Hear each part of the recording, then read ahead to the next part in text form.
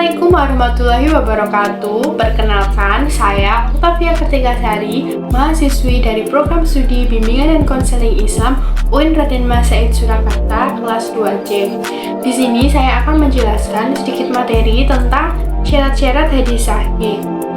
Di sini saya akan mengambil 3 poin, yaitu yang pertama tentang pengertian hadis sahih, yang kedua tentang syarat-syarat hadis sahih, dan yang ketiga yaitu contoh hadis sahih yang berhubungan dengan bimbingan dan konseling. Oke, langsung saja yang pertama, yaitu tentang pengertian hadis sahih. Hadis sahih adalah hadis yang bersambung sanadnya, yang diriwayatkan oleh rawi yang adil dan dapitnya dari rawi lain yang juga adil dan dapit sampai akhir sanad, dan hadis itu tidak janggal serta tidak mengandung cacat atau ilat. Kemudian yang kedua yaitu tentang syarat-syarat hadis sahih. Di sini syarat-syarat hadis sahih itu ada 4. Yang pertama yaitu hadisnya musnad dan sanadnya bersambung. Musnad itu maksudnya hadis tersebut dinisbahkan kepada Rasulullah dengan disertai sanad. Sanadnya bersambung berarti periwayat dalam sanad yang mendengar hadis itu secara langsung dari gurunya. Yang kedua yaitu para rawi atau periwayatnya adil dan dapit. Keadilan rawi merupakan faktor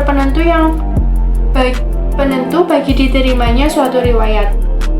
Mengapa? Karena keadilan itu merupakan suatu sifat yang mendorong seseorang untuk bertakwa dan mencegah dari perbuatan dusta dan hal-hal lain yang merusak harga diri seseorang.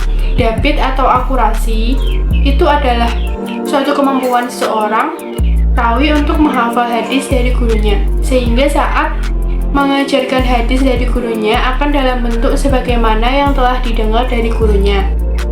Kemudian yang ketiga yaitu tidak ada syudz atau keganjilan dan tidak rancu.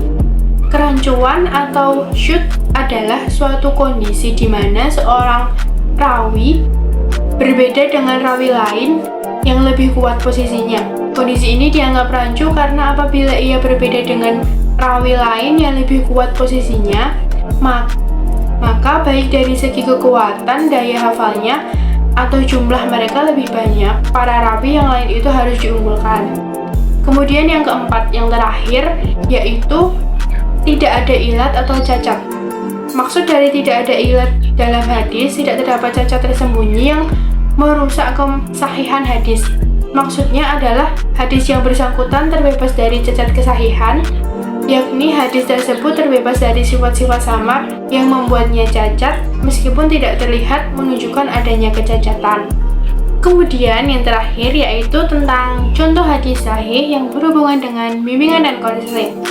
Di sini saya mengambil tema yaitu akhlak sebagai standar kebaikan yang berlafalkan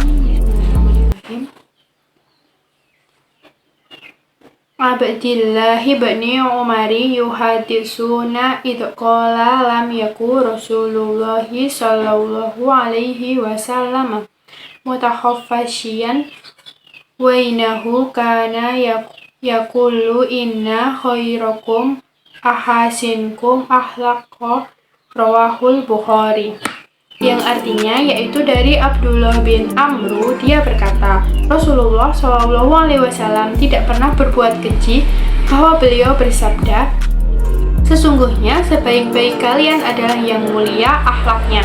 Hadis riwayat Bukhari. Penjelasannya yaitu layaknya seorang konselor yang memiliki akhlak yang mulia dan menjauhi akhlak yang keji, karena seorang konselor akan menjadi contoh bagi kliennya. Jadi seorang konselor Islami dapat berpedoman pada akhlak Rasulullah SAW yang mana semuanya itu tertera pada Al-Quran dan hadis. Selain itu, seorang konselor tidak boleh bersifat sombong. Seharusnya konselor itu menjauhi sifat sombong. Itu tadi pemaparan materi dari saya, kurang lebihnya mohon maaf. Akhirul kalam, wassalamualaikum warahmatullahi wabarakatuh.